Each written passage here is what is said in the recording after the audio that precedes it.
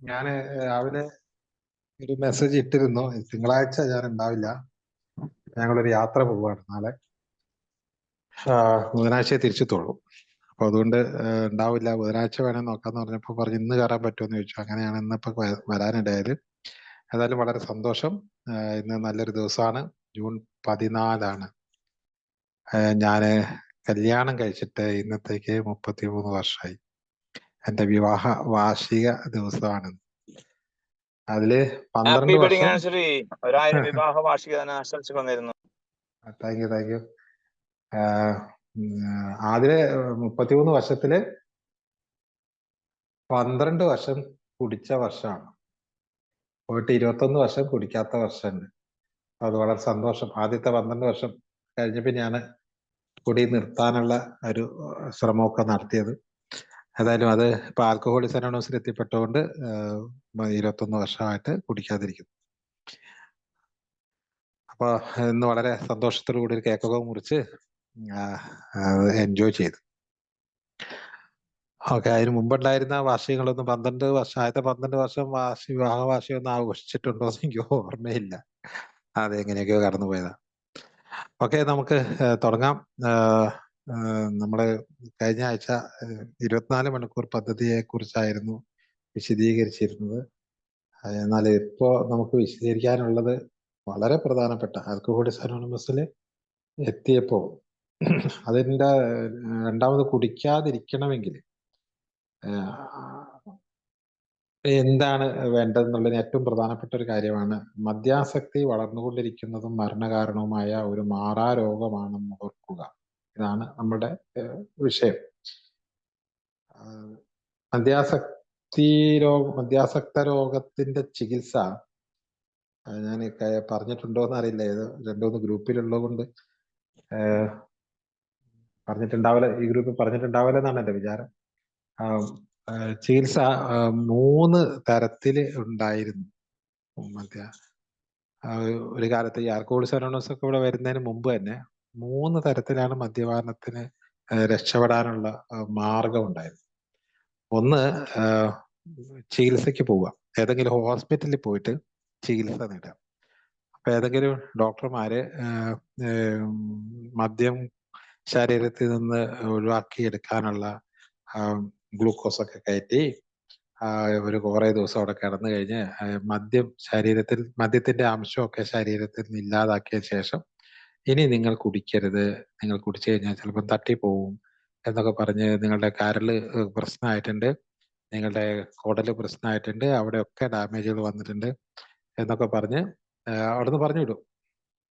അങ്ങനെ പറഞ്ഞു വിട്ട് കഴിഞ്ഞാൽ അപ്പോൾ പിന്നെ ഈ മദ്യാസക്ത ആൾക്കാരുടെ ഒരു ധാരണയുണ്ട്, ഈ കരളൊക്കെ കേടായി കഴിഞ്ഞാൽ അത് കുറച്ചു ദിവസം കുടിക്കാതിരിഞ്ഞാൽ അത് പൂർവ്വസ്ഥിതിയിലാകും എന്ന് ഒരു ബോധമുള്ള ചില ആൾക്കാരുണ്ട്. അവർ പറയും അതൊക്കെ ഇപ്പൊ ശരിയായി, കുഴപ്പമൊന്നുമില്ല, ഞാൻ കഴിഞ്ഞ ദിവസം കുറച്ച് കുടിച്ചു നോക്കി, എനിക്കൊരു കുഴപ്പമില്ല, അതൊക്കെ ഈ ഡോക്ടർമാര് പലതും പറയും എന്ന് പറഞ്ഞിട്ട് പിന്നെയും കുടിക്കാൻ തുടങ്ങും. അപ്പൊ ഈ ഹോസ്പിറ്റലിൽ പോലുള്ള ചികിത്സ അങ്ങനെയായിരുന്നു അത് പലപ്പോഴും പര്യവസാനിക്കുക. പിന്നെ ഒരു ചികിത്സാ രീതി ഉണ്ടായിരുന്നത് മനഃശാസ്ത്രജ്ഞന്മാരെടുത്ത പോലായിരുന്നു. അവിടെ പോയിട്ട് കൗൺസിലിംഗ് നടത്തുക, എന്നിട്ട് എന്താ പറയാ, നിങ്ങൾ അങ്ങനെ ചെയ്യണം ഇങ്ങനെ ചെയ്യണം എന്ന് പറഞ്ഞിട്ട് ഇതൊരു മാനസിക രോഗമാണല്ലോ, അതുകൊണ്ട് മനസ്സിനെ ഒന്നും കൂടി ശക്തിപ്പെടുത്തുക, നിങ്ങൾ കുടിക്കാതിരിക്കണം എന്ന് പറഞ്ഞ് പറഞ്ഞു വിടുന്ന ഒരു ചികിത്സാ രീതി. മൂന്നാമത്തെ ഒരു ചികിത്സാ രീതി ധ്യാനമായിരുന്നു. ഏതെങ്കിലും പള്ളിയിലോ അതുപോലെ തന്നെ അമ്പലത്തിലോ ഒക്കെ പോയിട്ട് പ്രാർത്ഥിച്ചിട്ട് നേർച്ച നേർന്ന് കൂടി നിർത്തുക. ഞാൻ അങ്ങനെ പോയി നേർച്ച നേർന്ന് കൂടി നിർത്തിയ ഒരാളാണ്. ഒരു അമ്പലത്തിൽ പോയി ഒരു ശനി പൂജ കഴിച്ചു കഴിഞ്ഞാൽ നിൽക്കും എന്ന് പറഞ്ഞിട്ട് അങ്ങനെ ശക്തിയുള്ള ഒരു അമ്പലത്തിൽ, എല്ലാ അമ്പലത്തിലും പോയിട്ട് കാര്യമില്ല, അങ്ങനെ ശക്തിയുള്ള ഒരു അമ്പലത്തിൽ പോയിട്ട് ശനി പൂജയൊക്കെ കഴിച്ച് എന്താ പറയാ, അവിടുന്ന് പൂജാരി എന്നെ അനുഗ്രഹിച്ച് ദൈവത്തിന്റെ അനുഗ്രഹം നിങ്ങൾക്ക് ഉണ്ടാവും, നിങ്ങളത് തിരിച്ചറിഞ്ഞ് വന്നല്ലോ എന്നൊക്കെ പറഞ്ഞിട്ട് വിട്ട് കുറച്ച് നിങ്ങൾ എല്ലാ ദിവസവും പ്രാർത്ഥിക്കണം, പ്രാർത്ഥിച്ചു കഴിഞ്ഞാൽ കുടിയൊക്കെ ഒഴിവാക്കാൻ പറ്റുമെന്ന് പറഞ്ഞ് ഒരു രീതിയുണ്ട്. അതേപോലെ അതിനേക്കാൾ കുറച്ചും കൂടി സ്ട്രോങ് ആയിട്ട് ധ്യാനത്തിനൊക്കെ പോയിട്ട് ഒരാഴ്ചത്തൊക്കെ ധ്യാനത്തിന് പള്ളിയിലൊക്കെ ധ്യാനത്തിന് പോയി കുടി നിർത്തുന്ന ആൾക്കാരുണ്ടായിരുന്നു. അപ്പൊ ഇങ്ങനെ 3 തരം ചികിത്സാ രീതികൾ നമ്മൾ പല സ്ഥലങ്ങളിലായിട്ട് ഉണ്ടായിരുന്നു. ഇതെല്ലാം ഒറ്റമൂലി കൊടുത്ത് നിർത്തുന്ന പരിപാടി ഉണ്ടായിരുന്നു. അത് ചില വാട്സപ്പിൽ പത്രത്തിലൊക്കെ പരസ്യം ഉണ്ടായിരുന്നു. മദ്യപാനത്തിൽ നിന്ന് രക്ഷപ്പെടാൻ ഒറ്റമൂലി ചികിത്സ. ഒരു പ്രാവശ്യം മരുന്ന് കൊടുത്തിട്ട് അത് ചികിത്സിച്ച് ഭേദമാക്കാമെന്ന് പറഞ്ഞ് ഒരുപാട് പേര് ഭേദമായിട്ടുണ്ടെന്ന് പറഞ്ഞിട്ട് അത്തരം ചികിത്സകളൊക്കെ ഉള്ള ഒരു കാലം ഉണ്ടായിരുന്നു. ആൽക്കഹോളിക്സ് അനോണിമസ് വന്നപ്പോൾ ഇത് ചെയ്ത ഒരു ഏറ്റവും വലിയ ഒരു പ്രത്യേകത എന്ന് വെച്ച് കഴിഞ്ഞാൽ ഇത് മൂന്നും എഫക്റ്റീവ് ആണ് എന്നുള്ളതാണ് കണ്ടെത്തിയത്. അതായത് ഇതൊരു മദ്യാസക്തി എന്ന് പറഞ്ഞത് ഇത് ഇൻഡിപെൻഡന്റ് ആയിട്ടുള്ള ഒരു ശാരീരിക രോഗമാണോ? ആണ്. മാനസിക രോഗമാണോ? ആണ്. വൈകാരിക രോഗമാണോ? ആണ്. അതുപോലെ തന്നെ ആത്മീയ രോഗമാണോ? ആണ്. ആത്മീയത, ഭക്തി വേണം. അപ്പൊ ഈ 3-4 തരത്തില് ഈ ചികിത്സ കൊടുത്തിരുന്നു. ഇത് 4 കൂടി ഒന്നിച്ചു കൊണ്ടുവന്ന ഒരു മഹത്തായ പ്രസ്ഥാനമാണ് ആൽക്കഹോളിക്സ് അനോണിമസ്. അതുകൊണ്ടാണ് ഇതിൻ്റെ അകത്ത് ഈ റിക്കവറി റേറ്റ് കൂടിയത്. ഇത് ശാരീരിക രോഗമാണെന്നും അതിനുള്ള ചികിത്സ, അതേപോലെ മാനസിക രോഗത്തിനുള്ള ചികിത്സ, വൈകാരിക രോഗത്തിനുള്ള ചികിത്സ, ആത്മീയ രോഗത്തിനുള്ള ചികിത്സ, ഈ 4 ചികിത്സയും ഇതിലൂടെ ലഭ്യമാണെന്നുള്ളതാണ്. അതില് ഒരു ചികിത്സ ഇവിടെ ലഭ്യമല്ല. അത് ശാരീരിക രോഗങ്ങൾക്കുള്ള ചികിത്സ ഏതെങ്കിലും പ്രശ്നങ്ങൾ വന്നിട്ടുണ്ടെങ്കിൽ അത് ഡോക്ടർമാരെ കാണണമെന്ന് ബിഗ് ബുക്കിൽ പ്രത്യേകം പറഞ്ഞിട്ടുണ്ട്. അതായത് കൂടി വന്നത് കൊണ്ട് മാത്രം രക്ഷപ്പെടാം എന്ന് വിചാരിക്കേണ്ടതില്ല. ചില ഡോക്ടർമാരുടെ സഹായം വേണമെങ്കിൽ അത് പോവേണ്ടതുണ്ട്. കാരണം ഉറക്കം വരുന്നില്ല എങ്കിൽ അതിനുള്ള മരുന്ന് കുടിക്കേണ്ടി വരും. അതുപോലെ തന്നെ വിശപ്പില്ല എങ്കിൽ, അതുപോലെ തന്നെ വയറിന് അൾസർ ഉണ്ടെങ്കിൽ, കരളിന് പ്രശ്നം ഉണ്ടെങ്കിൽ, കൈക്ക് വിറയലുണ്ടെങ്കിൽ, അങ്ങനെയുള്ള എന്തെങ്കിലും ഒരു ശാരീരികമായ അസ്വസ്ഥ ഉണ്ടെങ്കിൽ തീർച്ചയായിട്ടും ശാരീരിക രോഗത്തിന്റെ ലക്ഷണമാണ്. ശാരീരികമായി അത് എഫക്റ്റ് ചെയ്തിട്ടുണ്ട്. അപ്പൊ അതിനുള്ള ചികിത്സ വേണം. ആ ഒരു ചികിത്സ അങ്ങനെ ശരീരത്തിന്റെ ആ ഒരു രോഗാവസ്ഥ, മറ്റു പലതരത്തിൽ കാണുന്ന രോഗാവസ്ഥ രക്ഷപ്പെടുന്നതിനോടൊപ്പം ഈ മദ്യാസക്തി തന്നെ ഒരു രോഗമാണ് എന്ന് അവര് കണ്ടെത്തുകയും ചെയ്തു. മദ്യാസക്തി എന്ന് പറഞ്ഞൊരു മാരക രോഗമാണ്. അതൊരു ശാരീരിക രോഗമാണ്. ആ ശാരീരിക രോഗത്തിന്റെ സവിശേഷതകൾ വളരെ കൃത്യമായിട്ട് നിർവചിച്ചു എന്നുള്ളതാണ്. അപ്പോ അതിനോടൊപ്പം തന്നെ ഇതെല്ലാം കൂടി മിക്സ് ചെയ്തുകൊണ്ട് വരുന്നതാണ് ഈ പടികൾ. ഇപ്പൊ ഒന്നാമത്തെ പടി എന്ന് പറയുന്നത് അത് ശാരീരിക രോഗമാണ് എന്ന് ഞാൻ അംഗീകരിക്കലാണ്. ഞാനൊരു മദ്യാസക്തനാണ്. എന്താ പറയാ, അതുകൊണ്ട് രണ്ടാം ഭാഗം പറയുന്നത് എൻ്റെ ജീവിതം അനിയന്ത്രിതമായി പോയി എന്ന് പറയുന്നത്. അതായത് എൻ്റെ മനസ്സിന്റെ പ്രശ്നം അസ്വസ്ഥമായിരിക്കുന്നു. എൻ്റെ ശാരീരിക രോഗം കാരണം എൻ്റെ മനസ്സും അസ്വസ്ഥമായിരിക്കുന്നു. പിന്നെ വേണ്ടത് മനസ്സിന്റെ ശക്തിയാണ്. ഈ ശക്തി മനസ്സിന് വേണ്ടത്ര ഊർജമില്ല, പവറില്ലാത്തത് കൊണ്ട് ഈ ശക്തി കിട്ടാൻ ഈശ്വരന്റെ സഹായം വേണം. അതായത് ഒരു ഔട്ട്സൈഡ്, പുറമേ നിന്ന് ഒരു സപ്പോർട്ട് ഉണ്ടെങ്കിൽ മാത്രമേ ഈ ശക്തി നമുക്ക് ആർജിക്കാൻ കഴിയൂ. ആ ഈശ്വരന്റെ സഹായം ആയിട്ട് നമ്മൾ കണ്ടെത്താൻ വേണ്ടിയിട്ടുള്ള ശ്രമത്തിനിടയ്ക്ക് ആ ഈശ്വരനോടൊപ്പം തന്നെ മറ്റ് ഔട്ട്സൈഡ് സഹായം എന്ന നിലയ്ക്കാണ് നമുക്ക് ഗ്രൂപ്പ് വന്നിട്ടുള്ളത്. കുറെ മദ്യാസക്തർ ഒന്നിച്ചു വന്നപ്പം പുറമേ നിന്ന് നമുക്ക് സപ്പോർട്ട് കിട്ടാൻ തുടങ്ങി. പുറമേ നിന്നുള്ള ഒരു ശക്തി, ഒരു ധൈര്യം നമുക്ക് കിട്ടും. അപ്പൊ ആൽക്കഹോളിക്സ് അനോണിമസ് ഒരു ധൈര്യം തരുന്ന, ശക്തി തരുന്ന ഒരു കൂട്ടായ്മയാണ്. ഈ ശക്തി നമുക്ക് ഈശ്വരനിൽ നിന്നും നമുക്ക് കിട്ടും. അപ്പൊ രണ്ട് ശക്തി സ്രോതസ്സുകളെ നമുക്ക് കാണിച്ചു തന്നുള്ളതാണ്. രണ്ടാമത്തെ മൂന്നാമത്തെ പടി പറഞ്ഞത് ഈശ്വരനിലേക്കുള്ള ശക്തി എന്ന് പറയുന്നു. അതേപോലെ തന്നെ ഈ കൂട്ടായ്മയുടെ ശക്തിയും നമുക്ക് മനസ്സിന് ശക്തി പകർന്നു. നാലാമത്തെ പടി പറയുന്നത് നമ്മളുടെ എന്താണ് മനസ്സിനെ അതിസൂക്ഷ്മമായിട്ടും വിലയിരുത്തുക ചെയ്യുന്നത്. എൻ്റെ ചിന്ത, എൻ്റെ ചിന്തയുടെ ഫലമായിട്ടാണല്ലോ എൻ്റെ പ്രവൃത്തി. അപ്പൊ അങ്ങനെയാണെങ്കിൽ അതിനെ മുഴുവനും ഞാൻ എന്നെ സൂക്ഷ്മമായിട്ട് വിലയിരുത്തി ശരിയേത് തെറ്റേത്, ഞാൻ ചെയ്യുന്ന തെറ്റുകൾ എന്തൊക്കെയാണ് എന്നുള്ളത് കണ്ടെത്തുക. എന്നിട്ട് ഞാൻ എൻ്റെ ചിന്തയിൽ എന്തെങ്കിലും തകരാറുണ്ടോ എന്നുള്ളതൊക്കെ ഒന്ന് പരിശോധിച്ചിട്ട് അതൊക്കെ മാറ്റാൻ വേണ്ടിയിട്ട് ഒരു ശ്രമം നടത്തുക. ആ ശ്രമം നടത്തുമ്പോൾ അത് മാറ്റാൻ വേണ്ടിയിട്ട് ഞാൻ സപ്പോർട്ട് വേണമല്ലോ, സപ്പോർട്ട്, ഈശ്വരന്റെ സപ്പോർട്ട് തേടുന്നു. അപ്പൊ അവിടെ നേരെ ഈ മാനസിക പ്രശ്നങ്ങളെ സപ്പോർട്ട് നേടുന്നത് പണ്ട് കൗൺസിലർമാരായിരുന്നെങ്കിൽ ഇപ്പോ ആ സപ്പോർട്ട് നേടാൻ വേണ്ടിയിട്ട് നമ്മൾ ഈശ്വരന്റെ സപ്പോർട്ട് തേടുകയാണ്, ദൈവത്തിന്റെ സപ്പോർട്ട് തേടുക. പിന്നെ നമ്മളുടെ മനസ്സിൽ നിന്നുള്ള ചില വേണ്ടാത്ത കാര്യങ്ങളെ എടുത്ത് ഒഴിവാക്കുക. നെഗറ്റീവ് ചിന്ത വരാൻ സാധ്യതയുള്ളത് നമ്മൾ ചെയ്തു പോയിട്ടുള്ള പഴയ കാലമാണ്. ഭൂതകാലത്തിലെ നമ്മുടെ പ്രവർത്തികളാണ്, മോശമായിട്ടുള്ള പ്രവർത്തികളാണ് നമ്മളെ അലട്ടുന്ന ഒരു പ്രശ്നം. അതിനെ ഒഴിവാക്കാൻ വേണ്ടി അതിനെ വിശകലനം ചെയ്തെടുത്തിട്ട് അത് ആരോടെങ്കിലും നമ്മൾ തെറ്റ് ചെയ്തിട്ടുണ്ടെങ്കിൽ അവരോടൊക്കെ പോയിട്ട് സോറി പറയാം, ക്ഷമ പറയാം. അത് കഴിഞ്ഞ് പിന്നെയും ഓരോ ദിവസവും വിശകലനം ചെയ്തുകൊണ്ടിരിക്കുക. മാനസികമായിട്ട് നമ്മൾ തയ്യാറെടുത്തുകൊണ്ടിരിക്കുക. ഇന്ന് എന്തെങ്കിലും ശരിയായ മോശം ചെയ്തിട്ടുണ്ടോ? അത് ശരിക്കും മാനസിക രോഗ ചികിത്സയാണ്. പിന്നെ 11-ാം പടി എത്തുമ്പോഴേക്കും അത് വീണ്ടും ഈശ്വരന്റെ സാന്നിധ്യത്തിലേക്ക് പോവുകയാണ്. പ്രാർത്ഥന, ധ്യാനം എന്നിവയിലൂടെ ശക്തി സംഭരിക്കുക. പിന്നെ അടുത്ത് പറയുന്നതും ഈശ്വരന്റെ പ്രവർത്തനത്തിന്റെ ഒരു ഘട്ടമാണ് മറ്റുള്ളവരെ സഹായിക്കുക. അപ്പൊ കൂടുതൽ സ്റ്റെപ്പുകളും ഈശ്വരന്റെ സപ്പോർട്ടോടുകൂടി, ഈ ദൈവത്തിന്റെ സപ്പോർട്ടോടുകൂടി നമുക്ക് ഇതിനെ മറികടക്കാവുന്നതാണ്. കൂടുതൽ സ്റ്റെപ്പുകൾ പറയുന്നത് ഒരു സ്റ്റെപ്പിൽ മാത്രമാണ് ഇതൊരു ശാരീരിക രോഗമാണ് എന്നുള്ളത്. അപ്പൊ അത് അത്രേ വേണ്ടൂ. കാരണം ശാരീരിക രോഗം എന്ന ഒരു തിരിച്ചറിവാണ് നമുക്കുണ്ടാവേണ്ടത്. ഇതൊരു ശരീരത്തിനെ ബാധിച്ച ഒരു രോഗമാണെന്നൊരു തിരിച്ചറിവ് ഉണ്ടായി കഴിഞ്ഞാൽ പിന്നെ ചികിത്സിക്കേണ്ടത് മനസ്സിനാണ്, പിന്നെ ചികിത്സിക്കേണ്ടത് ശക്തി കിട്ടാൻ വേണ്ടിയാണ്. അപ്പൊ ആദ്യത്തെ തിരിച്ചറിവാണ് ഒരു ശാരീരിക രോഗമാണോ അല്ലയോ എന്നുള്ളത് നമ്മൾ തിരിച്ചറിയുക എന്നുള്ളതാണ് ആ ഏറ്റവും കോംപ്ലിക്കേറ്റഡ് ആയിട്ടുള്ള സംഗതി.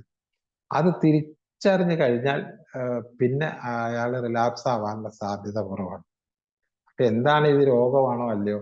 ഇത് എത്രയോ പേര് കുടിക്കുന്നുണ്ട്, ഇത് രോഗമാണെന്നൊക്കെ ഓരോരുത്തർ വെറുതെ പറഞ്ഞാണ്. അങ്ങനെ രോഗമൊന്നുമില്ല, എനിക്ക് അങ്ങനത്തെ വലിയ ആർത്തിയൊന്നുമില്ല, ഞാൻ അങ്ങനെ വീണ് കിടന്നിട്ടൊന്നുമില്ല, ഞാൻ അങ്ങനെ ചെയ്തിട്ടില്ല, ഇങ്ങനെ ചെയ്തിട്ടില്ല, അതുകൊണ്ട് ഇതൊരു ശാരീരിക രോഗമല്ല എന്ന് പലപ്പോഴും വാദിച്ചുകൊണ്ടിരിക്കുന്നു. അപ്പൊ ഈ ശാരീരിക രോഗത്തിന്റെ ലക്ഷണം എന്താണ്? ഏത് ടൈപ്പ് വന്നാലാണ്, ഏത് എന്താ പറയാ പെർഫോമൻസ്, അല്ലെങ്കിൽ ഏത് ഔട്ട്പുട്ട്, ഏത് പ്രകടനമാണ് നമ്മളെ ശാരീരിക രോഗമാണെന്നുള്ളതിന്റെ ലക്ഷണം നമ്മളെ കാണിക്കുക എന്നുള്ളത് ശരിക്കും മനസ്സിലാക്കി കഴിഞ്ഞാൽ നമുക്ക് ഐഡന്റിഫൈ ചെയ്യാൻ പറ്റും. ഞാൻ ഇതൊരു ശാരീരിക രോഗിയാണോ എന്നുള്ള വിവരം, വളർന്നുകൊണ്ടിരിക്കുന്ന ഒരു രോഗമാണോ എന്നുള്ള വിവരം.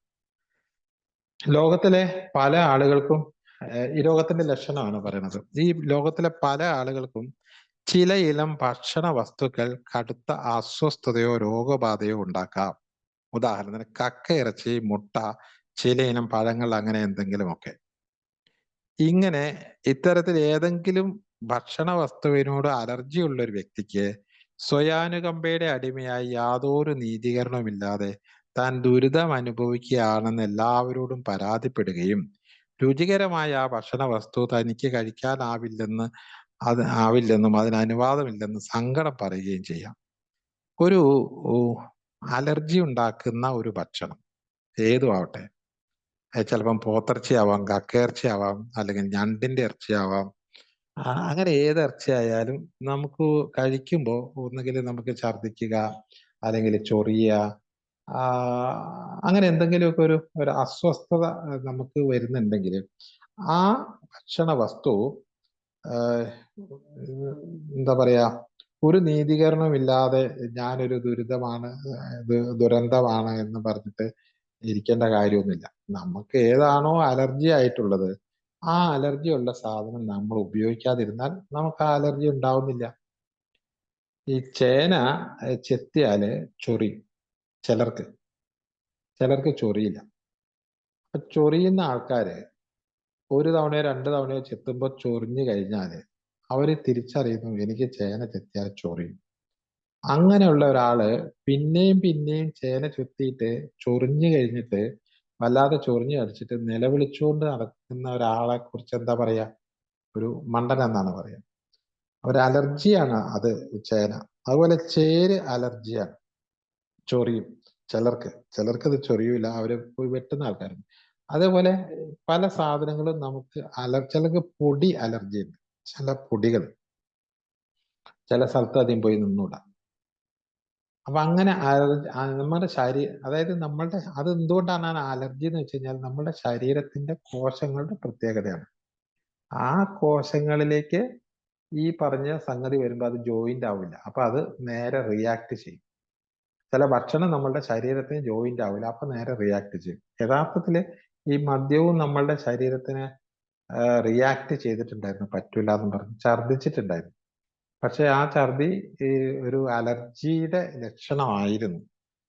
അത് അത്ര കാര്യമാക്കിയില്ല. ആ അലർജിയിൽ നിന്ന് നമ്മൾ മോചനം നേടാൻ വേണ്ടി നമ്മൾ പല ടെക്നിക്കുകൾ ഉപയോഗിച്ച് അലർജി നേടിയിട്ടുള്ള ആൾക്കാരായിരിക്കും പലരും. ഞാനൊക്കെ നല്ല ഛർദിന്റെ ആളായിരുന്നു. ശരിക്കും അന്ന് തന്നെ ഈ സാധനം എനിക്ക് പറ്റൂല എന്ന് എൻ്റെ ബോഡി എന്നോട് പറഞ്ഞിട്ടുണ്ടായിരുന്നു. പക്ഷെ അത് ഞാൻ ഉൾക്കൊണ്ടില്ല. കാരണം എത്രയോ പേര് അങ്ങനെ ഛർദിക്കുന്നു. അപ്പൊ ഛർദിക്കുന്നവരെ എങ്ങനെ ഛർദി ഇല്ലാതാക്കാം എന്നുള്ള കാര്യമൊക്കെ ഗവേഷണം നടത്തി കണ്ടുപിടിച്ച് ആ അലർജിയെ മറികടക്കുക ചെയ്യും. അപ്പൊ അങ്ങനെ ഒരു അലർജി, നമ്മുടെ ശരീരത്തിന് ജോയിന്റ് ആവാത്ത അലർജി ഉണ്ടാക്കുന്ന ഭക്ഷണ സാധനങ്ങളുണ്ട്. അങ്ങനെയുള്ള ഭക്ഷണ സാധനങ്ങൾ കഴിച്ചിട്ട് ഇങ്ങനെ പറയുന്ന ആൾക്കാരുണ്ട്, എനിക്കത് കഴിക്കാൻ അനുവാദം ഇല്ലെന്ന് പറഞ്ഞ് സങ്കടം പറയാ. വഞ്ചിക്കപ്പെട്ടവരാണെന്ന് തോന്നുന്നുവെങ്കിലും നമ്മുടെ തന്നെ ശരീരശാസ്ത്രപരമായ ഘടനയെ അവഗണിക്കുന്നത് ബുദ്ധിപൂർവമല്ല.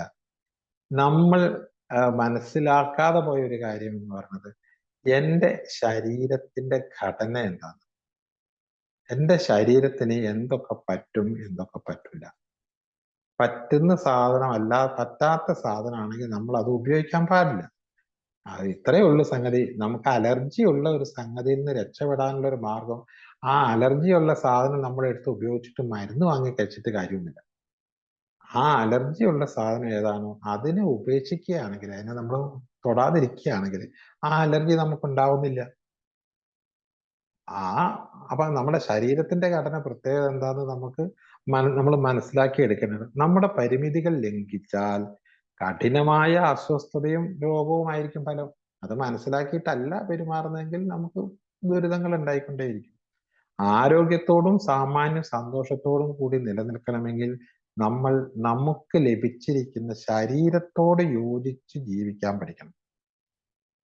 ശരിക്കും പറഞ്ഞാല് നമ്മൾ എന്ന് പറയുന്ന ഒരു മനുഷ്യൻ, ഇതിൽ ആരാണ് നമ്മൾ എന്നാണ്. നമ്മൾ എന്ന് പറഞ്ഞാൽ ഞാൻ എന്ന് പറയുന്നത് എൻ്റെ ആത്മാവാണ്, എൻ്റെ ജീവനാണ്. ജീവൻ, എൻ്റെ ആത്മാവ്, മനസ്സ് അല്ലെങ്കിൽ ആത്മാവ് അല്ലെങ്കിൽ ജീവൻ, ഈ പറയുന്ന ഈ സംഗതിയാണ് യഥാർത്ഥത്തിൽ ഞാൻ. ആ എനിക്ക് എൻ്റെ കാര്യങ്ങൾ ചെയ്യാൻ വേണ്ടി എനിക്ക് ദൈവം അനുവദിച്ചു തന്നിട്ടുള്ള ഒരു ഒരു ഉപകരണമാണ് എൻ്റെ ശരീരം. ഈ ശരീരം ഉപയോഗിച്ചാണ് ഞാൻ എൻ്റെ പ്രവർത്തികൾ ചെയ്യുന്നത്. ആ ശരീരം നമ്മള് ഈ ഒരു വാഹനമൊക്കെ ഉപയോഗിക്കുന്ന പോലെ, ഒരു കാറോ അല്ലെങ്കിൽ ബൈക്കോ ഒക്കെ ഉപയോഗിക്കുന്നത് പോലെ ഉപയോഗിക്കുന്ന ഒരു സംഗതിയാണ് യഥാർത്ഥത്തിൽ നമ്മുടെ ശരീരം. അത് വളരെ, ഒരു കാറ് ഏറ്റവും വില കൂടിയത് ഒരു 3 കോടിയോ 4 കോടിയോ ഒക്കെ വിലയുള്ള കാറുകളാണ് ഏറ്റവും വില കൂടിയത്. പക്ഷെ ആ ഒരു കാറിന് വേണ്ട ഒരു 10 ലക്ഷം രൂപ വിലയുള്ള ഒരു കാറാണെങ്കിൽ പോലും അതിന്റെ ഒരു ടയർ പഞ്ചറായാലും അന്നേരം നന്നാക്കും, അതിന് എന്തെങ്കിലും ലൈറ്റ് കേടായി കഴിഞ്ഞാൽ അന്നേരം നന്നാക്കും. അതിനെ നമ്മൾ വൃത്തിയായിട്ട് ഭംഗിയായിട്ട് നന്നാക്കിക്കൊണ്ട് ഒരു 10 ലക്ഷം രൂപ വിലയുള്ള കാറാണിപ്പോൾ. പക്ഷെ കോടാനുകോടി രൂപ വിലയുള്ള ഒരു ശരീരമാണ് നമുക്കുള്ളത്. ഇതിന് വില മതിക്കാൻ പറ്റില്ല. കാരണം ഇതിന്റെ ഓരോ പാർട്സ് എടുത്ത് കൊടുത്തു കഴിഞ്ഞാൽ ഭയങ്കര വിലയാണ്. ഈ മറ്റേ പാർട്സ് കടയിൽ കൊണ്ട് കൊടുക്കണം അതിന്റെ വില അറിയണമെങ്കിൽ. ഓരോ പാർട്സിനും, കണ്ണ്, കരള്, ഹൃദയം, കിഡ്നി, ഇതൊക്കെ കൊടുത്ത് വമ്പൻ വിലക്ക് വിൽക്കാവുന്ന സാധനം. അത്ര വില പിടിച്ച ഒരു ഉപകരണമാണ് നമ്മൾ ഉപയോഗിക്കുന്നത്. ആ ഉപകരണത്തിലെ എല്ലാ പാർട്സും, എല്ലാ യന്ത്രഭാഗങ്ങളും അത് വളരെ കാര്യക്ഷമമായി പ്രവർത്തിക്കുകയാണെങ്കിൽ നല്ല നിലയിൽ അത് കൊണ്ടുപോകാൻ പറ്റും. ഈ മദ്യം അകത്ത് ചെല്ലുന്നതോടുകൂടി ഈ ശരീരത്തിലെ എല്ലാ അവയവങ്ങളും കേടുപാട് സംഭവിക്കുന്നു. അതിന്റെ റേഡിയേറ്റർ മുതല് അതിന്റെ എന്താ പറയാ എൻജിൻ മുതല് അതിന്റെ കാർബറേറ്റർ എന്നുകൊണ്ട് എല്ലാ ഭാഗവും തകരാറ് സംഭവിക്കും. വണ്ടിയിൽ തകരാറ് സംഭവിക്കുന്നത് പോലെ ഇപ്പൊ ഡീസൽ വണ്ടിയാണെങ്കിൽ അതിനകത്ത് പെട്രോൾ ഒഴിച്ചാല്, അല്ലെങ്കിൽ പെട്രോൾ വണ്ടിയാണെങ്കിൽ അതിനകത്ത് ഡീസൽ ഒഴിച്ചാല് കുറച്ച് പെട്ടെന്ന് അത് തകരാറിലാവും. അപ്പൊ എന്താണോ, ഏത് ടൈപ്പ് വണ്ടിയാണോ, ഇപ്പൊ പെട്രോൾ വണ്ടിയാണെങ്കിൽ പെട്രോൾ ഒഴിച്ചിട്ടാണ് ഓടേണ്ടത്, ഇല്ലെങ്കിൽ ഡീസൽ ഒഴിച്ചിട്ട് ഓടിക്കഴിഞ്ഞാൽ അത് തകരാറിലാവുന്നത് പോലെ നമ്മളുടെ ശരീരത്തിന്റെ പ്രത്യേകത അനുസരിച്ച് അതിൻ്റെ അകത്തേക്ക് ഒഴിക്കാൻ പറ്റുന്ന സാധനം മാത്രം അത് ഒഴിക്കുകയാണെങ്കിൽ അത് എഫക്റ്റീവായിട്ട് നമുക്ക് നമ്മളുടെ ശരീരത്തെ കൊണ്ടുപോകാൻ കഴിയും. അപ്പൊ ഈ ശരീരത്തെ പ്രത്യേകതകൾ അറിഞ്ഞ് നമ്മളുടെ വണ്ടി എങ്ങനെയുള്ള വണ്ടിയാണെന്ന് തിരിച്ചറിഞ്ഞ് അതിനനുസരിച്ചുള്ള ഇന്ധനങ്ങളൊക്കെ കൊടുത്ത് കൊണ്ടുപോവുകയാണെങ്കിൽ നമുക്ക് കുറെ കാലം അത് ഉപയോഗിക്കാൻ കഴിയും. ഇല്ലെങ്കിൽ അത് എത്രയും പെട്ടെന്ന് പണി മുടക്കിയിട്ട് അത് അതിന്റെ പണി നോക്കി പോകും. അതുകൊണ്ട് ആദ്യം നമ്മൾ ചെയ്യേണ്ടത് നമ്മളുടെ ശരീരത്തിന്റെ പ്രത്യേകത എന്താണ് എന്ന് തിരിച്ചറിയണം. അത് തിരിച്ചറിയാൻ നമുക്ക് ഒരുപാട് സൂചനകളൊക്കെ നേരത്തെ ഉണ്ടായിരുന്നു, പക്ഷെ ആ സൂചനകളൊന്നും നമ്മൾ വകവെച്ചില്ല. എന്നിട്ട് നമ്മൾ അതിനൊക്കെ മറികടക്കുക ചെയ്തു. ഈ ശരീരത്തിലേക്ക് എന്തൊക്കെ സാധനങ്ങൾ ചെല്ലാം, എന്തൊക്കെ സാധനങ്ങൾ ചെല്ലാൻ പാടില്ല? രാസവസ്തുക്കളുടെ, അതായത് മദ്യവും മയക്കുമരുന്നുകളും ഈ ഇനത്തിൽപ്പെടുന്നു. ഉപയോഗത്തിൽ നിന്നും വിട്ടു നിന്നുകൊണ്ട് നല്ല ആരോഗ്യം നിലനിർത്താനായിരിക്കുന്ന ഏതൊരാളും ശാന്തമായി സ്വയം വിലയിരുത്തുക എന്ന പുതിയ ശീലം വളർത്തിയെടുക്കേണ്ടതുണ്ട്. നമുക്ക് ഈ മദ്യാസക്ത രോഗത്തിൽ നിന്ന് രക്ഷപ്പെടണം എന്ന ആഗ്രഹമുണ്ടെങ്കിൽ ആ തൽക്കാലം ഒരു കുറച്ച് നേരം അതിൻ്റെ അകത്തുനിന്ന് മാറി നിന്നിട്ട് ഞാൻ എൻ്റെ ശരീരത്തെ കുറിച്ചൊന്ന് ചിന്തിക്കില്ല. എന്താണ് എൻ്റെ ശരീരത്തിന്റെ പ്രത്യേകത?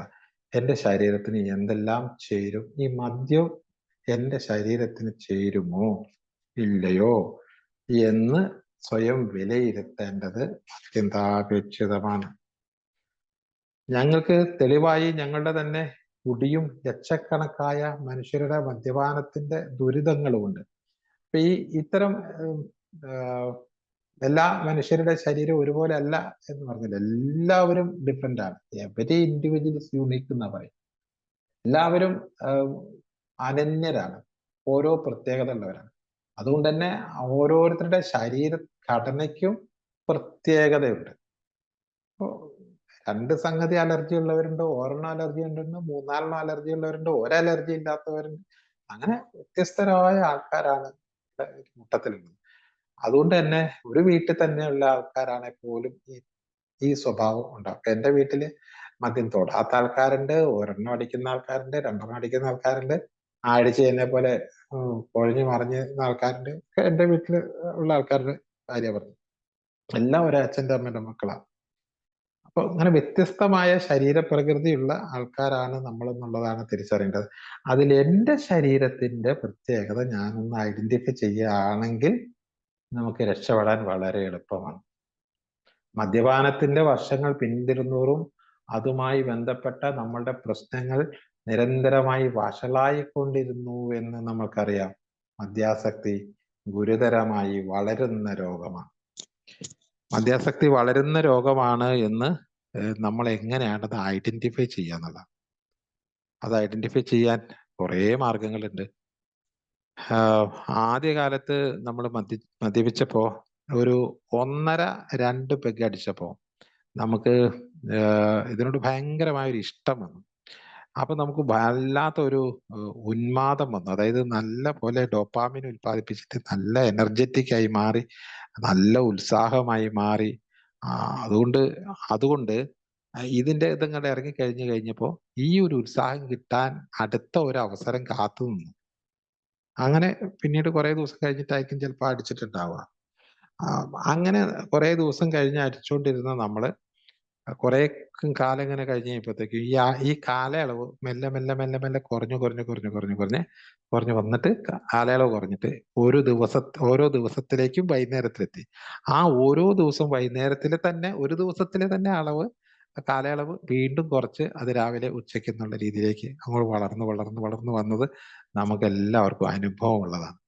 എന്നാൽ ആദ്യ കാലത്ത് കുടിച്ചത് കൊല്ലത്തിൽ 2ഓ 3ഓ കുടിച്ച നമ്മള്, പിന്നെ മാസത്തിലൊരിക്കൽ കുടിച്ചത് നമ്മള്, പിന്നെ ആഴ്ചയിൽ ഒരു ദിവസം കുടിച്ചത്, പിന്നെ അത് ചില ദിവസം വൈകുന്നേരങ്ങളിൽ കുടിച്ചത്, അതൊക്കെ ഇങ്ങനെ വളർന്ന് എടുത്തു നോക്കിയാൽ അറിയാം ഇത് അതിന്റെ ഒരു വളർച്ച ഈ കാലയളവ് കുറഞ്ഞു വന്നു.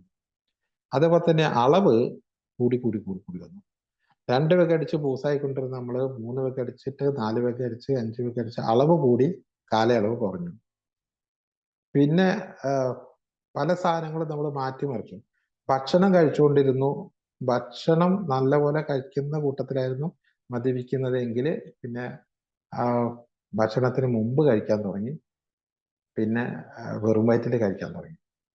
പിന്നെ ഈ ഭക്ഷണം വേണ്ടാണ്ടായി. അവസാനം ടച്ചപ്പും വേണ്ട, സ്നാക്സും വേണ്ട, ടച്ചപ്പും വേണ്ടാത്തൊരവസ്ഥയിലേക്ക് അങ്ങനെയും വളർന്നു. പിന്നെ നിബന്ധനകളെല്ലാം ഒഴിവാക്കി. ചില്ല് ഗ്ലാസ് വേണം എന്നുള്ള നിബന്ധന ഒഴിവാക്കി, കനത്ത വെള്ളം വേണം എന്നുള്ള നിബന്ധന ഒഴിവാക്കി, നല്ല കൂട്ടുകാർ വേണം എന്നുള്ള നിബന്ധന ഒഴിവാക്കി, പിന്നെ നല്ല സന്ദർഭം വേണം എന്നുള്ള നിബന്ധന ഒഴിവാക്കി. ഏത് സന്ദർഭത്തിലും കുടിക്കാം, ഏതാളുടെ കൂടെയും കുടിക്കാം, ഏത് ഗ്ലാസ്സിൽ വേണമെങ്കിലും കുടിക്കാം, ഗ്ലാസ് ഇല്ലെങ്കിലും കുഴപ്പമില്ലെന്നായി. പിന്നെ ഭക്ഷണം വേണമെന്നില്ലാണ്ടായി.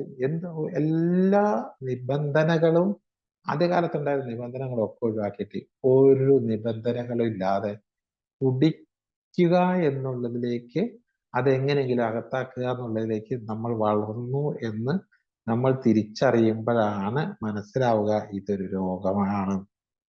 രോഗത്തിന്റെ ലക്ഷണമാണ് ഈ പറഞ്ഞ 5-6 കാര്യങ്ങൾ, നിബന്ധനകളെല്ലാം ഒഴിവാക്കുക. കാരണം ഇത് നിർബന്ധമായി മാറുന്നത്. എങ്ങനെയെങ്കിലും ഇത് അകത്താക്കുക എന്നുള്ളതിലേക്ക് എത്തിക്കഴിഞ്ഞപ്പോഴാണ് നിർബന്ധമായി മാറിയത്. അതുകൊണ്ട് ഈ പറഞ്ഞ ലക്ഷണങ്ങളെല്ലാം നമ്മൾ വെച്ച് നോക്കുമ്പോഴാണ് ഇതിങ്ങനെ വളർന്നുകൊണ്ടിരിക്കുന്നത്. നമ്മളൊരു 20-ാമത്തെ വയസ്സിലാണ് കുടി തുടങ്ങിയതെങ്കിൽ 40-ാമത്തെ വയസ്സൊക്കെ ആകുമ്പോഴേക്കും ഇങ്ങനെ നോക്കിയാൽ നല്ലൊരു ഗ്രാഫാണ് വളരുന്നതിന്റെ. ഈ പറഞ്ഞ എല്ലാത്തിന്റെ ഒരു 6-7 കാര്യങ്ങൾ. ഈ ബ്രാൻഡുകളുടെ കാര്യത്തിൽ വളർച്ച സംഭവിച്ചു. ആദ്യമൊക്കെ ഒറ്റ ബ്രാൻഡേ കുടിക്കണ്ടായിരുന്നു. പിന്നെ ബ്രാൻഡി കുടിക്കുള്ളൂ, പിന്നെ വിസ്കി ആവാന്നായി, പിന്നെ റമ്മോ ജിന്നോ അതോ കള്ളോ ബ്രാൻഡിയോ നാടനോ ബിയറോ ജിന്നോ വോഡ്കയോ എന്തായാലും കുഴപ്പമില്ലാതായി.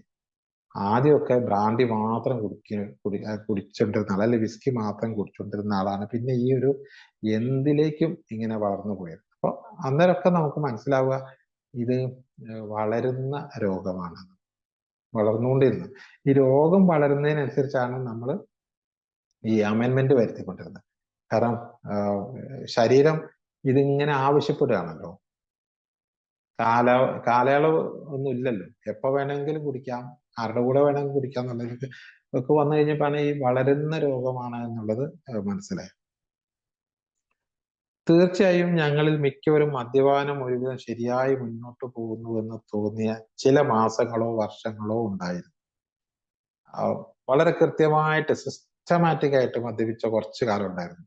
അതായത് ഇത്ര രൂപ ശമ്പളം കിട്ടും, എനിക്ക് ഓർമ്മയുണ്ട്, ഇത്ര രൂപ ശമ്പളം കിട്ടും, ആ ശമ്പളം കിട്ടുന്നതില് ഒരു ദിവസം കുടിക്കാൻ ഇത്ര രൂപ മാറ്റിവെക്കാം, അങ്ങനെയാണെങ്കിൽ ഒരു മാസത്തെ ശമ്പളത്തിൽ ഇത്ര രൂപ മാറ്റിവെക്കാം, അതിൽ കൂടുതൽ ഒരു പൈസ പോലും ഞാൻ മദ്യത്തിന് ചെലവാക്കില്ല എന്ന് വിചാരിച്ച മാസങ്ങളുണ്ട്.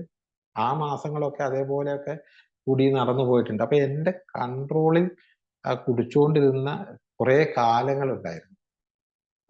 നിശ്ചിത വരുമാനത്തിന്റെ നിശ്ചിത ശതമാനം മദ്യത്തിന് വേണ്ടി മാറ്റിവെക്കുക, എന്നിട്ട് ആർക്കും ഉപദ്രവം ഇല്ലാത്ത രീതിയിൽ കുടിക്കുക. അങ്ങനെ അത് എനിക്ക് തോന്നുമ്പോ കുടിക്കുക. അങ്ങനെയുള്ളൊരു സംഗതി കുറച്ചു കാലം അത് കൊണ്ട് നടന്നിരുന്നു, മുന്നോട്ട് പോകുന്നു. അപ്പൊ അത് ശരിക്കും പറഞ്ഞാല് എന്നെ വല്ലാതെ തെറ്റിദ്ധരിപ്പിച്ച ഒരു കാലഘട്ടമായിരുന്നു. കാരണം ഇത് ഞാൻ വിചാരിച്ചതുപോലെ എനിക്ക് എപ്പോ വേണമെങ്കിലും കുടി നിർത്താം എന്ന ഒരു വിശ്വാസം. കാരണം മദ്യം എന്നെ കുടിച്ചിട്ടില്ല, ഞാൻ മദ്യമാണ് കുടിക്കണത് എന്ന് പറഞ്ഞുകൊണ്ട് നടക്കുന്ന ഒരു കാലം. വലിയൊരു കുഴപ്പമൊന്നുമില്ല, കാരണം ആർക്കും ഉപദ്രവമൊന്നും ഇല്ലാത്ത ഒരു കാലം, നല്ലൊരു എൻജോയ്മെന്റും പ്രശ്നങ്ങളൊന്നും ഇല്ലാത്ത ഒരു കാലം ഉണ്ടായിരുന്നു. അവിടെ നിന്ന് പിന്നെ ഇത് വളരുകയാണ് ചെയ്യുന്നത്. ചില മാസങ്ങളും ഉണ്ടായിരുന്നു. മദ്യം സാമാന്യ വലിയ അളവിൽ ഒരുവിധം സുരക്ഷിതമായി കഴിക്കാമെന്ന് ഞങ്ങൾക്ക് അപ്പോൾ തോന്നിയിരുന്നു. സുരക്ഷിതമായിട്ടായിരുന്നു കഴിച്ചിരുന്നത്. അല്ലെങ്കിൽ അപൂർവം ചില രാത്രികളിൽ ഒഴികെ ഞങ്ങൾ സുബോധവാന്മാരായിരുന്നു. ആ കാലത്ത് ഇടയ്ക്ക് എപ്പോഴൊക്കെയോ ബോധം കെട്ടുപോകുന്ന തരത്തിൽ കുടിച്ചിട്ടുണ്ട്. അപ്പൊ അന്നേരം ആ കുടിയുടെ കാരണം വിശകലനം ചെയ്യുമായിരുന്നു. കാരണം അത് അങ്ങനെ വരാൻ കാരണം ഞാൻ അങ്ങനെ അല്ലല്ലോ. ഞാനൊരു നിശ്ചിത തുക, നിശ്ചിത അളവ് കുടിച്ച് ഡീസൻ്റായി നടക്കണമെന്ന് വിചാരിച്ച് നടപ്പിലാക്കിക്കൊണ്ടിരിക്കുന്ന ഒരാള് പെട്ടെന്ന് ഒരു ദിവസം ഓവറായിട്ട് കുടിച്ചു കഴിഞ്ഞപ്പോൾ അതിന് ഒരു കാരണം കണ്ടെത്തി. അതൊന്നുകിൽ ബ്രാൻഡ് മോശമായത് കൊണ്ടാണ്, അതല്ലെങ്കിൽ ആ അപ്പന്മാരുടെ കൂടെ കൂടിയത് കൊണ്ടാണ്, അവിടെ പോയത് കൊണ്ടാണെന്നൊരു കാരണമൊക്കെ കണ്ടെത്തി. കൂടാതെ ഞങ്ങളുടെ കാഴ്ചപ്പാടിലെങ്കിലും മദ്യപാനം പുറത്തു കാണാവുന്ന വിധം വഷളായിക്കൊണ്ടിരുന്നില്ല. ആ കാലത്ത് എന്റെ കുടി കൊണ്ട് ആർക്കും വലിയൊരു ഉപദ്രവം ഉണ്ടായിരുന്നില്ല. വീട്ടിലായാലും വലിയ ഉപദ്രവം ഉണ്ടായില്ല, നാട്ടിലും വലിയ ഉപദ്രവം ഉണ്ടായിരുന്നില്ല. മാത്രമല്ല പല ആൾക്കാർക്കും വലിയ ഉപകാരം ഉണ്ടാവുകയും ചെയ്തിരുന്നു. രണ്ടെണ്ണം അടിച്ചു കഴിഞ്ഞാൽ പിന്നെ എല്ലാവർക്കും സഹായമായിട്ടുണ്ടാവുമല്ലോ. ഭീകരമോ നാടകീയമായോ ഒന്നും സംഭവിക്കുന്നില്ലാതിരുന്ന ഒരു മനോഹരമായ ഒരു കാലം ഉണ്ടായിരുന്നു, കുറെ കാലം. അതുകൊണ്ട് തന്നെ വീട്ടിലെ ഭാര്യയും അതുപോലെ തന്നെ കുടുംബക്കാരാരും കുട്ടിയെ ഒന്ന് എതിർത്തിട്ടുമില്ല.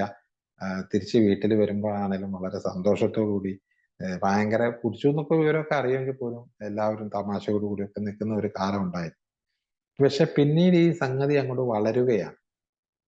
ആ ഒരു ലെവലിൽ എത്തിയത് ആദ്യം കുടിച്ചുകൊണ്ടിരുന്ന ലെവലിൽ നിന്ന് കുറച്ച് ഹയർ ലെവലായതാണ്.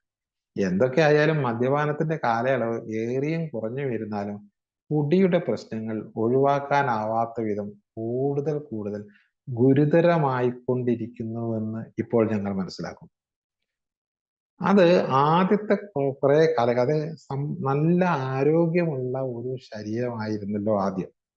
ആ ആരോഗ്യമുള്ള ശരീരത്തില് ഈ മദ്യം ചെന്നപ്പോ ഈ മദ്യത്തിന്റെ കാര്യത്തില് കുറച്ചൊക്കെ ഒരു നിയന്ത്രണം ഒക്കെ കിട്ടുമായിരുന്നു. പക്ഷെ കുറച്ചങ്ങോട്ട് കഴിഞ്ഞപ്പോ സംഭവിച്ചത് എന്താണ്? ഈ ശാരീരികമായ ആരോഗ്യം അങ്ങോട്ട് കുറയുകയും ഈ മദ്യത്തിന്റെ അളവ് കൂടുകയും ചെയ്തു കഴിഞ്ഞപ്പോ അത് പിടിച്ചാൽ കിട്ടാത്ത തരത്തിലേക്ക് നമ്മുടെ കൺട്രോളിൽ നിന്ന് വിട്ടുപോയി. മാനസികമായി നിയന്ത്രണം വിട്ടുപോയ ഒരവസ്ഥ വന്നു. അപ്പോ അപ്പോഴാണ് ശരിക്കും ഗുരുതരമായി കൊണ്ടിരിക്കുകയാണെന്ന്. കാരണം ആദ്യമൊക്കെ വല്ലപ്പോഴും ഓവറായിട്ട് കഴിച്ചപ്പോൾ അത് പുറമേ ഉള്ളൊരു കാരണമാണെന്ന് വിചാരിച്ചിരുന്നെങ്കിൽ അതല്ല, എന്തോ ഒരു കുഴപ്പമുണ്ട് എനിക്ക് എന്ന് എനിക്ക് മനസ്സിലാക്കി. ഇത് നിർത്തണം, ശരിയാവില്ല. കാരണം പൈസയൊക്കെ ഇങ്ങനെ പോകുന്നു.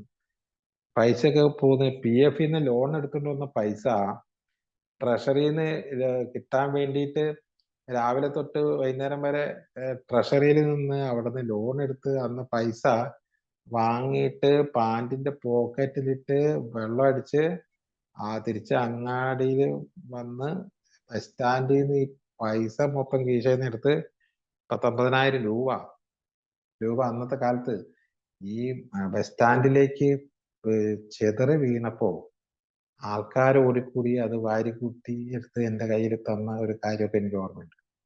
എത്രയാ കുടിച്ചതെന്ന് ഓർമ്മയില്ല. പൈസ ലോണ് കിട്ടിയ പൈസ ആണ്. അപ്പൊ അങ്ങനെ എന്താ പറയാ, എന്താണ് ചെയ്യുന്നതെന്ന് ഓർമ്മയില്ലാത്ത തരത്തില് നമ്മളുടെ കുടി അത് ആസ്വദിച്ച് കുടിച്ചാണ്. കാരണം ഇപ്പൊ ലോൺ എടുക്കുകയാണല്ലോ, ആ ലോൺ എടുത്ത പൈസ എന്താ അടിക്കാൻ വേണ്ടിയിട്ട് ലോണിന് അപേക്ഷ കൊടുത്ത് കാശ് ചെയ്യുന്നോടം വരെ ട്രഷറി ഇരിക്കുന്നു. തൊട്ടടുത്ത് ബാറുണ്ട്, ഇടയ്ക്കിടയ്ക്ക് ബാറിൽ പോവും, അടിക്കും, പിന്നെയും ട്രഷറി വരും, ആയില്ല, പിന്നെയും പോവും, അടിക്കും. അങ്ങനെ അവസാനം വന്നപ്പോൾ പൈസ കിട്ടി കഴിഞ്ഞ് പിന്നെയും പോയി. അങ്ങനെയാണ് തിരിച്ച് ബസ് സ്റ്റാൻഡ് വരുമ്പോഴാണ് ഈ പൈസ ഒക്കെ വീഴുന്നത്. അപ്പോ എന്റെ കൺട്രോളിൽ നിന്ന് ഈ സാധനം പോയി. ഈ എന്നെ നിയന്ത്രിക്കാൻ പറ്റുന്നില്ല, ഒരു കാര്യം നിയന്ത്രിക്കാൻ പറ്റാത്ത അവസ്ഥയിലേക്ക് പോയ അത് ഗുരുതരം. ആ സമയത്തൊക്കെ പിറ്റേ ദിവസം മുതൽ പിന്നീട് കുടി അങ്ങ് നിർത്തുകയാണ്. എന്തോ ഒരു കുഴപ്പമുണ്ടെന്ന് മനസ്സിലായി. കാരണം അങ്ങനെ കുടിക്കണമെന്ന് വിചാരിക്കുന്നില്ല, ഭയങ്കര കൊതി വരിക പിന്നെയും കുടിക്കണമെന്നുള്ളത്. അങ്ങനെ ആ കാലം മുതൽ കുടി നിർത്തുന്നു. പിന്നെ ഒരാഴ്ച 2 ആഴ്ച കഴിയുമ്പോൾ വിചാരിക്കുന്നു അതൊക്കെ പോയില്ലേ, ഇനി അങ്ങനെ ഒരിക്കലും ഉണ്ടാവില്ല എന്ന് വിചാരിച്ച രണ്ടാമത് പിന്നെയും കുടി തുടങ്ങും. പക്ഷെ അത് ഒരു അസുഖത്തിന്റെ ലക്ഷണമായിരുന്നു എന്ന് മനസ്സിലാക്കുന്നത് ആൽക്കഹോളിക്സ് അനോണിമസ് വന്നപ്പോഴാണ്. ആ ലക്ഷണം ഈ ഈ എയോ അല്ലെങ്കിൽ ഇതുപോലെ എന്തെങ്കിലും സംഭവമോ ഉണ്ടായിരുന്നെങ്കിൽ അന്ന് അത് ഈ ഒരു രോഗത്തിന്റെ ലക്ഷണമാണ് ഇപ്പൊ കണ്ടത് എന്ന് പറഞ്ഞു തരാൻ ആരുമില്ല, മനസ്സിലാക്കാനും പറ്റില്ല. പക്ഷെ ഇപ്പൊ മനസ്സിലാവുന്നു ആ കാണിച്ചത് ഒരു മഹത്തായ ലക്ഷണമായിരുന്നു. അതുപോലെ ഒരുപാട് ലക്ഷണങ്ങള് എൻ്റെ ജീവിതത്തിൽ ഉണ്ടായിട്ടുള്ളത് ഞാൻ ചകഞ്ഞ് പുറത്തെടുത്ത് കഴിഞ്ഞപ്പോഴാണ്. എത്രയോ മുമ്പ് മദ്യപാനത്തിൽ നിന്ന് രക്ഷപ്പെടേണ്ടതായിരുന്നു. ആ സമയത്തൊക്കെ മദ്യപാനം നിർത്തി. പക്ഷെ ഒരു മാസം വരെയൊക്കെ പോയി കഴിയുമ്പോൾ പിന്നെയും കുടിക്കുക. കാരണം അന്നേരം വിചാരിക്കുന്ന എന്താണ്, ഇനി ഒരിക്കലും അങ്ങനെ ആവില്ല എന്ന് വിചാരിച്ചിട്ടാണ്. പക്ഷെ ഇപ്പൊ മനസ്സിലാവുന്നു അത് മാറാത്ത രോഗമാണ് എന്നുള്ള വിവരം. മദ്യാസക്ത രോഗം ചികിത്സിക്കുന്നതിൽ വിദഗ്ധരായ ചില ഡോക്ടർമാർ പറയുന്നത് ഒരാൾക്ക് പ്രായമാകും തോറും ഈ രോഗവും ഇടതടവില്ലാതെ വളർന്നുകൊണ്ടിരിക്കുന്നു. അപ്പൊ ആദ്യം പറഞ്ഞത് ഇത് ഗുരുതരമായിക്കൊണ്ടിരിക്കുന്ന മാരകമായ രോഗമാണെന്ന്.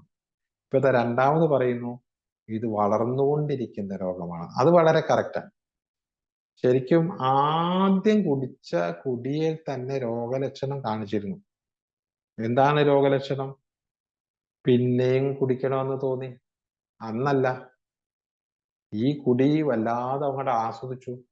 അതുകൊണ്ട് ഇതിനൊരു അവസരം കിട്ടുന്നോടം വരെ കാത്തു നിന്നു. അതായത് ഒരു കർക്കിടവാവിനാണ് കുടിച്ചതെങ്കിൽ അടുത്ത കർക്കിടകവാവ് വരാൻ വേണ്ടി കാത്തു നിൽക്കുന്നു. ഒരു വർഷമാണ് ചിലപ്പം കാത്തു നിൽക്കുന്നത്. ആ കർക്കിടകവാവ് വരുമ്പോൾ അന്ന് ആ സാധനം കുടിക്കാലോ എന്ന ചിന്ത ഉണ്ടാകും. ഒരു വർഷം കാത്തു നിൽക്കുന്നു. പിന്നീട് അത് മാസങ്ങൾ കാത്തു നിൽക്കുന്നു. പിന്നീട് കാത്തുനിൽപ്പിന്റെ അളവൊക്കെ കുറഞ്ഞ് അടുത്ത ഞായറാഴ്ച വരെ കാത്തു നിൽക്കുന്നു. ഒരു ഞായറാഴ്ച കുടിച്ചിട്ട് അടുത്ത ഞായറാഴ്ച വരെ കാത്തു. പിന്നെ ആ കാത്തുനിൽപ്പിനൊക്കെ ഇടവേളയൊക്കെ കുറഞ്ഞു. അപ്പൊ അതാണ് ഈ വളരുന്ന രോഗമാണെന്ന്. ഇങ്ങനെ വളർന്നു. പ്രായമായിക്കൊണ്ടിരിക്കാത്ത ആരെങ്കിലും നിങ്ങൾക്കറിയാമോ? ഈ പ്രായമാകുന്നത് പോലെ പ്രായം കൂടുന്തോറും അല്ലെങ്കിൽ ദിവസങ്ങൾ കഴിയും തോറും ഈ രോഗവും വളർന്നുകൊണ്ടേയിരിക്കുന്നു. ഇപ്പൊ രണ്ടാമത്തെ ഈ രോഗത്തിന്റെ ലക്ഷണം പറഞ്ഞു. മൂന്നാമത്തെ കാര്യം, മറ്റു ചില രോഗങ്ങളെ പോലെ സുഖപ്പെടുത്താവുന്ന ഒരു രോഗമാണ് മദ്യാസക്തി എന്ന് തെളിയിക്കാനുള്ള എണ്ണമറ്റ ശ്രമങ്ങൾക്ക് ശേഷം ഇപ്പോൾ ഞങ്ങൾ പറയുന്നു ഇതൊരു മാറാത്ത രോഗമാണ്, മാരക രോഗമാണെന്ന് പറഞ്ഞു. വളരെ പ്രശ്നം ഉണ്ടാക്കുന്നത് വളർന്നുകൊണ്ടിരിക്കുന്ന രോഗമാണെന്ന് പറയുന്നു. മൂന്നാമത് പറയുന്നു ഇത് ഒരിക്കൽ പിടിപെട്ട ശരീരം അത് മാറാത്ത രോഗമാണ്, അതിനി മാറൂല. അലർജി ഉള്ള ശരീരം എങ്ങനെയാണ് മാറുക? ചേന ചെത്തിയാൽ അലർജി ഉള്ള ഒരാള് അയാളെ ജീവിതാവസാനം വരെയും ആ അലർജിയുള്ള ശരീരവുമായിട്ടാണ് ജീവിക്കേണ്ടി വരിക. അതാണ് അലർജിയുടെ പ്രത്യേകത. ആ അലർജി ഇല്ലാതാക്കാൻ വേണ്ടിയിട്ട് കഴിയില്ല. അതേപോലെ അതിനൊരു ഉദാഹരണം ഇവിടെ പറയുന്നത്, മാറാരോഗമാണെന്ന് നമ്മുടെ ശരീരത്തിന്റെ രസതന്ത്രം നമുക്ക് മാറ്റാൻ കഴിയാത്തതിനാൽ ചെറുപ്പകാലത്തായിരുന്നത് പോലെ സാധാരണ നിലയിലേക്ക് തിരിച്ചെത്തി മിതമായി സാമൂഹ്യ ചടങ്ങുകളിൽ മാത്രം മദ്യപിക്കുന്നവരാകാൻ നമ്മൾക്ക് സാധിക്കുകയില്ല. ഇത് വളർന്നുകൊണ്ടിരിക്കുന്ന രോഗമാണ്. അങ്ങനെ നമ്മൾ വളർന്ന് ഒരു നിശ്ചിത പ്രായത്തിൽ എത്തിയിരിക്കുകയാണ്. ഇനി ഒരിക്കലും നമുക്ക് ചെറുപ്പക്കാരനാവാൻ പറ്റില്ല. ചെറുപ്പമായിരുന്ന കാലത്ത് കുടിച്ചതുപോലെ ചെറുപ്പക്കാരനല്ലല്ലോ നമ്മൾ വളർന്നല്ലോ. അതുകൊണ്ട് വളർന്ന ഒരാൾക്ക് ചെറുപ്പക്കാരനെ പോലെ കുടിക്കാൻ പറ്റാത്തതുപോലെ വളർന്ന കുടി കൂടിയ ഒരാൾക്ക് ചെറുപ്പകാലത്ത് കുടിച്ചിരുന്നത് പോലെ കുടിക്കാനും സാധിക്കുകയില്ല.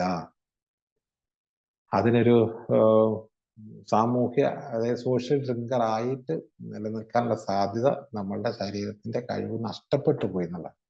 അപ്പൊ 3 പ്രധാന ലക്ഷണങ്ങളാണുള്ളത്.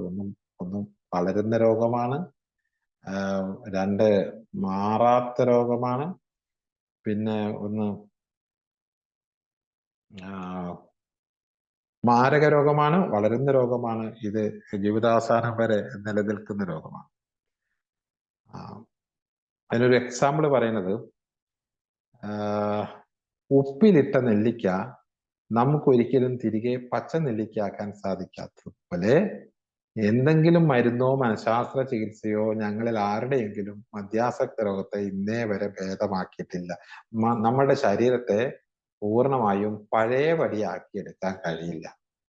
ഉപ്പിലിട്ട നെല്ലിക്ക. അതായത് ഒരു പദം മാറിപ്പോയി. ഇരുമ്പ് അടിച്ച് പഴുപ്പിച്ചിട്ട് അത് വേറൊരു രൂപത്തിലേക്ക് ആക്കി കഴിഞ്ഞാൽ ആ പഴയ രൂപത്തിലേക്ക് ആക്കാൻ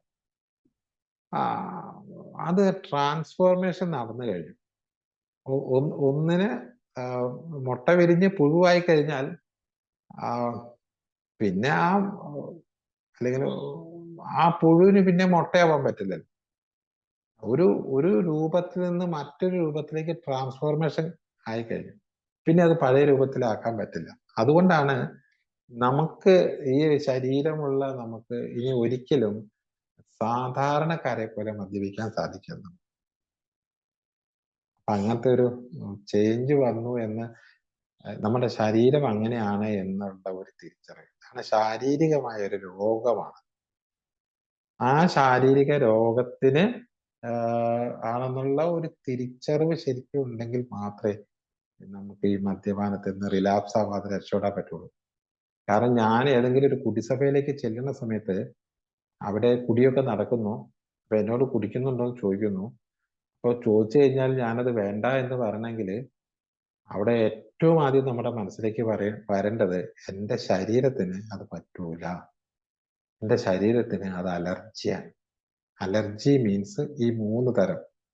അത് പിന്നെയും പിന്നെയും വേണമെന്ന് തോന്നുക, അത് ഒരു രോഗമുള്ള ഒരു ശരീരമായതുകൊണ്ട് അത് എനിക്ക് നിയന്ത്രിച്ചു കുടിക്കാൻ പറ്റാത്തൊരു സാധനം, കൺട്രോൾ എൻ്റെ അടുത്ത് നിന്ന് പോയ ഒരു സാധനമാണ്.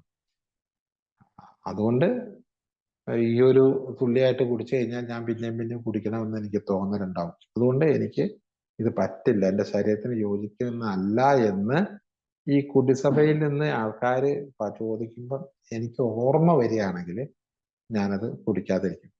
നമ്മൾ ഇത് ചിലതൊക്കെ നമുക്ക് ഓർമ്മ വരും. നമ്മൾ ഈ ഷുഗർ പേഷ്യൻ്റ് ആയിട്ടുള്ള ആൾക്കാർ ചായക്കട കയറി ചായ പറയുന്ന സമയത്ത് ഓട്ടോമാറ്റിക് ആയിട്ട് മധുരമുള്ള ചായ ഒന്നും കൊണ്ടുവരില്ല. അയാൾ ചായ പറയുമ്പോൾ പറയും ഒരു മധുരം ഇല്ലാത്ത ചായ, കാലിച്ചായ, അല്ലെങ്കിൽ മധുരം കുറച്ച് ചായ എന്ന് ഇയാൾ പറയുന്നത് ഇയാൾക്ക് ഈ ഷുഗർ ഉണ്ട് എന്നുള്ള ബോധം എപ്പോഴും ഉള്ളതുകൊണ്ടാണ്. അപ്പൊ അതേപോലെ എൻ്റെ ശരീരത്തിന് ഇത് അലർജിയാണ് എന്നുള്ള ബോധമുണ്ട് എങ്കിൽ നമുക്ക് അത് ചായക്കട കയറിയിട്ട് ചായക്ക് പറഞ്ഞ പോലെ തന്നെ എനിക്ക് വേണ്ട, നിങ്ങൾ കഴിച്ചോളൂ, എനിക്ക് ശരീരത്തിന് അലർജിയാണ് എന്ന് പറയാൻ നമുക്ക് പറ്റും. പറ്റണമെങ്കിൽ ഈ കാര്യമാണ്. ഇത് എൻ്റെ ശരീരത്തിന് വലിയ കുഴപ്പമൊന്നുമില്ല. കാരണം ഇവിടെ നമ്മളെ പറ്റിക്കുന്ന ഒരു സംഗതി എന്താന്ന് വെച്ചാല് ഈ കുടിയൊക്കെ നിർത്തി കുറച്ചു കാലം കഴിഞ്ഞ് കഴിയുമ്പോഴത്തേക്കും നമ്മളുടെ കുടിക്കിന്റെ അവസാന സമയത്ത് നമ്മുടെ ശരീരം നന്നായി ക്ഷീണിച്ചിട്ടുണ്ട്, മുഖം ഒരുമാതിരി ഇടുങ്ങിച്ചിട്ടുണ്ട്, കണ്ണുകളൊക്കെ കുഴിയിലായിട്ടുണ്ട്, നല്ല വിശപ്പില്ല, നല്ല ഉറക്കമില്ല, അങ്ങനെ ഇതെല്ലാം അസ്വസ്ഥമായിട്ട് നിൽക്കുന്ന സമയത്താണ് കുടി നിർത്തുന്നത്.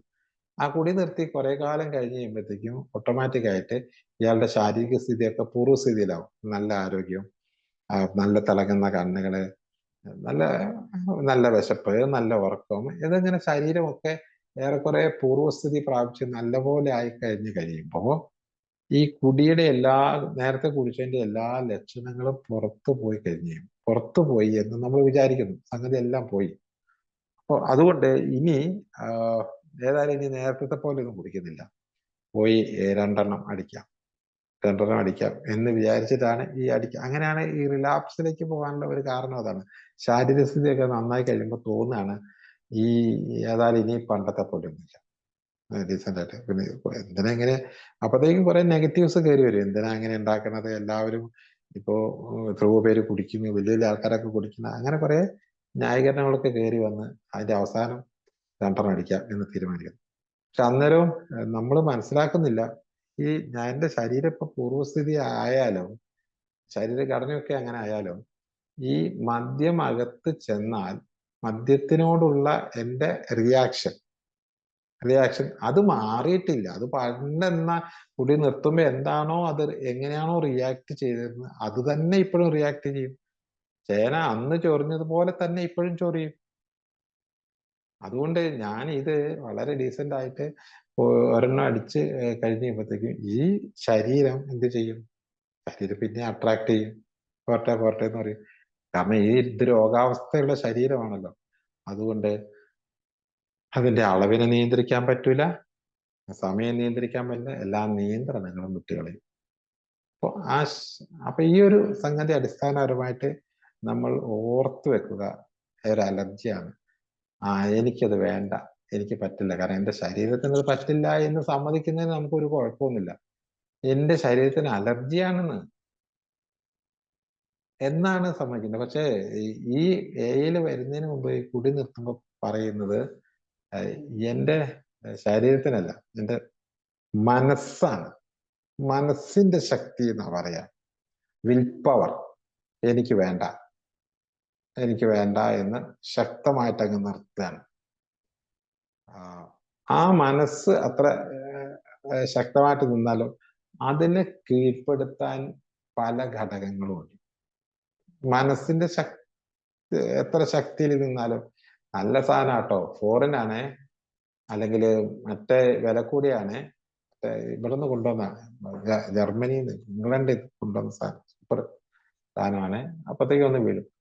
പിന്നെ അതേപോലെ സ്കോച്ചോ അങ്ങനെയൊക്കെ പേര് പറയും. അങ്ങനെ പിന്നെ ഏതായാലും ഇന്നത്തെ ദിവസമല്ലേ, ഇന്നിപ്പോ കുടിച്ചില്ലെങ്കിൽ എങ്ങനെയാ, പിന്നെ കുടിക്കാതെ അങ്ങോട്ട് ജീവിച്ചിട്ട് ഇപ്പൊ എന്താ, ഇങ്ങനെ കുറെ സാധനങ്ങളൊക്കെ വന്നു കഴിയുമ്പോൾ നമ്മുടെ മനസ്സ് നല്ല വിൽ പവറോട് കൂടി നിന്ന മനസ്സിനെ വേണമെങ്കിൽ ട്യൂൺ ചെയ്ത് മറ്റേ ആക്കത് കൊണ്ടുപോകാൻ കഴിയും.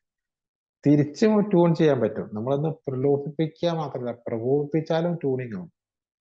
പ്രചോദിപ്പിക്കുക, അങ്ങനെ എന്തൊക്കെ ചെയ്താലും ചിലപ്പോൾ ട്യൂണിങ് ആവും. അവഗണിക്കുക, അന്ന് അതും ട്യൂണിങ്ങിലേക്ക് വരും.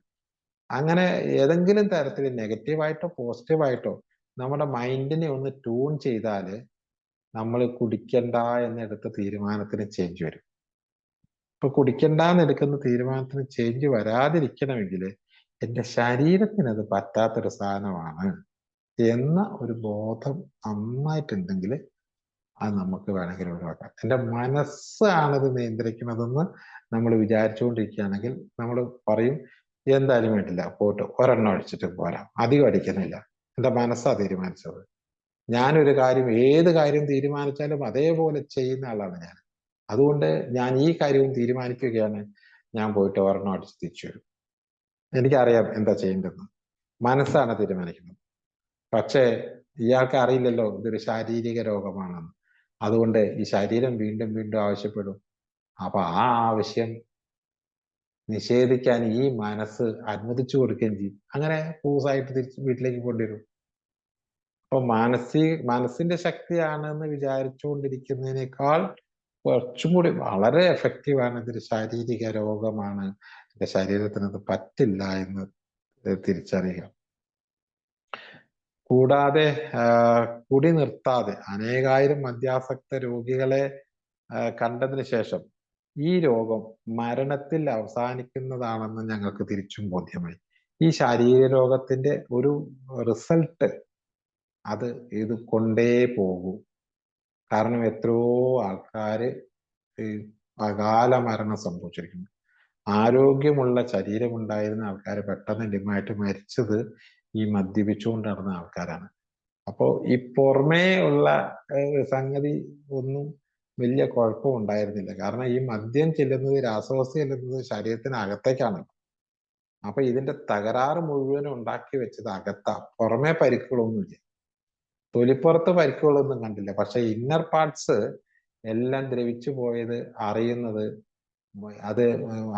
വളരെ പെട്ടെന്നാണ്. കാരണം എല്ലാ പാർട്സും അവസാന ശ്വാസം വരെയും അത് അതിന്റെ പ്രവർത്തനം നടത്തും. ആ സമയത്ത് എന്തെങ്കിലും അസ്വസ്ഥ ഉണ്ടായാൽ വേദന ആയിരിക്കും ഉണ്ടാവുക. ആ വേദനയൊക്കെ അറിയാതിരിക്കാൻ 2 കൂടി അടിച്ചാൽ മതിയല്ലോ. അങ്ങനെ വേദനകളൊന്നും അറിയാതെ പോകുന്നത് കൊണ്ട് എല്ലാം തകരാറിലായി കഴിയുമ്പോൾ മാത്രമാണ് ഇയാള് അറിയുക. അത് പിന്നെ ആശുപത്രി കയറുന്നു, വളരെ പെട്ടെന്ന് മരിക്കുകയും ചെയ്യുന്നു. എത്രയോ ആൾക്കാർ നമ്മളുടെയൊക്കെ ചുറ്റുവട്ടത്തിൽ.